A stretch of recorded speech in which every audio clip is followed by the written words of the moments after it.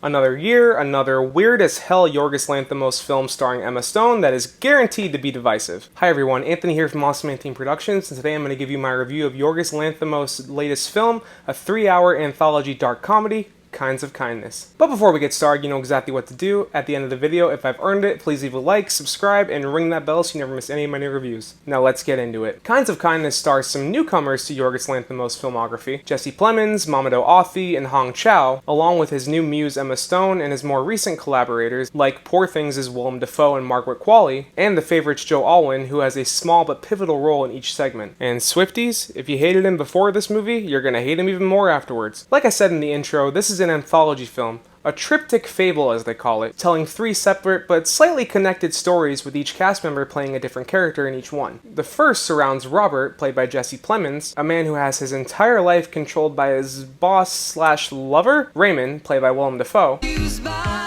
I love you. Including what he eats, what he sleeps, what he drives, what he wears, whether or not he's allowed to have kids, or how much he makes love to his wife Sarah, played by Hong Chow. Until Raymond gives Robert a demand that he just cannot go through with, and he tries to take some control back into his life. Though there might be some consequences that come with that. Ooh, someone's in trouble. The second segment also features Plemons in a main role, this time as a police officer, Daniel, who has a wife Liz, played by Emma Stone. They both have a swinger-style relationship with his best friend and partner Neil, played by Mamoudou Athie, and Neil's wife, Martha, played by Margaret Qualley. When the segment starts, Liz has been missing at sea for a while, and Daniel is just beside himself without her. But when she is found, everybody else is excited. He's not really excited. He's convinced that this is not the real Liz, and he has her go through some drastic lengths to prove it. Gross. The third and final segment revolves around Emma Stone's Emily and Jesse Plemons' Andrew, a pair of cultists traveling the country searching for a fabled woman that can bring people back from the dead. This movie is a lot to unpack, in terms of the story, the themes, the subject matter at play here, and just the main point of all of this shit. I don't get it.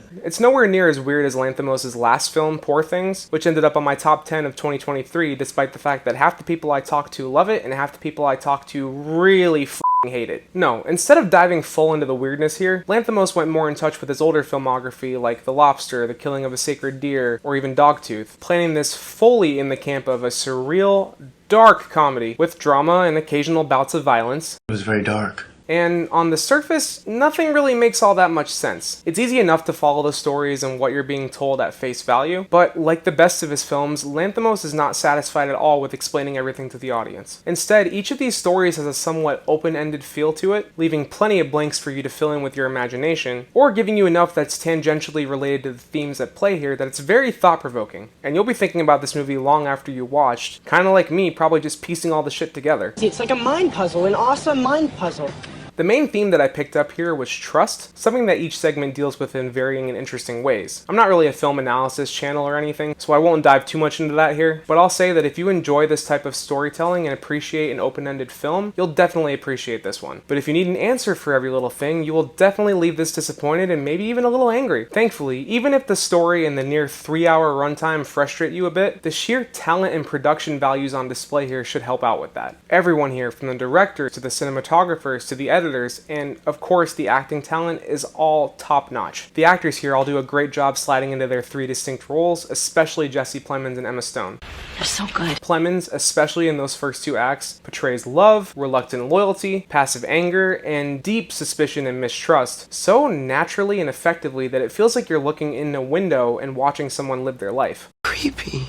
Everyone else in the cast helps with that sense of authenticity here too, like Emma Stone and her performances throughout these 3 segments that range from sweet and kind of innocent to authoritative, reckless, and even masochistic. Willem Dafoe, Hong Chow, Mamoudou Athie, and Margaret Qualley are all fantastic here as well. And this is owed, of course, to their just great talent as actors, but also to the genius of the script and just how in tune Yorgos Lanthimos is with his talent. Emma Stone has said on multiple occasions that she trusts him more than any director she's ever worked with, and you can definitely tell whenever you see her on screen. She's electric. I also want to applaud the pacing here too. For a nearly 3-hour film with 3 separate stories, everything flows together very well. And it wasn't boring. With each segment making the most efficient use of its time to get in, tell a thought-provoking story, and get out. And I definitely think it helps that the film was structured and paced like this because it helps that 3-hour runtime fly by, at least in my experience. Anyone can walk out agreeing that the actors and production value were great, but like I said earlier, if you need every little thing explained to you, and will feel ripped off if you don't get straight answers or reasons for character motivations, this movie will probably frustrate you, especially when it comes to the second segment. It's also not for the faint of heart. It's not as sexually graphic as Poor Things. What are you doing here? There's a dance.